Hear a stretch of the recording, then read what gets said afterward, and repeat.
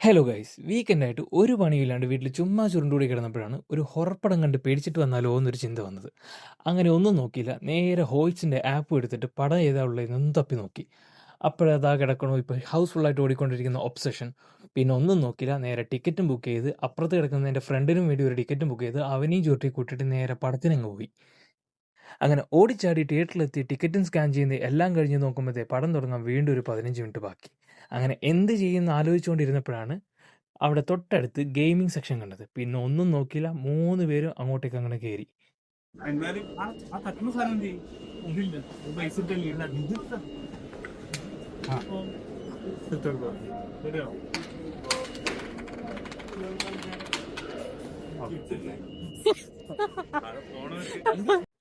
അങ്ങനെ കണ്ണ് കണ്ട എല്ലാ വർക്ക് ചെയ്യുന്നതും വർക്ക് ചെയ്യാത്തതുമായ എല്ലാ സാധനങ്ങളും തൊട്ടും തലോടി ഒന്ന് നോക്കിയിട്ട് നേരെ പടം കാണാൻ തിയേറ്ററിലോട്ട് കയറി.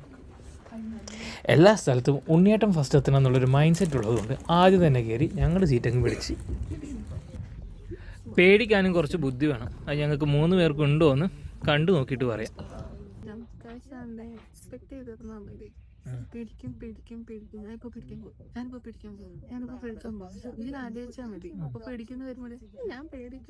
പേടിക്കുമെന്ന് ചോദിച്ചാൽ ഇല്ല, നോക്കാം.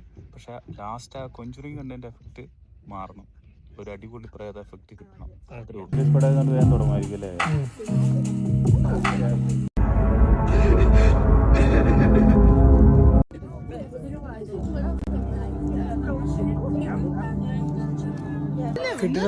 നമ്മള് കണ്ടതില് വെച്ച് 1.5 മണിക്കൂർ നോർമൽ ഒരു സിസ്റ്റം മൊത്തം ബ്രേക്ക് ചെയ്തിട്ട്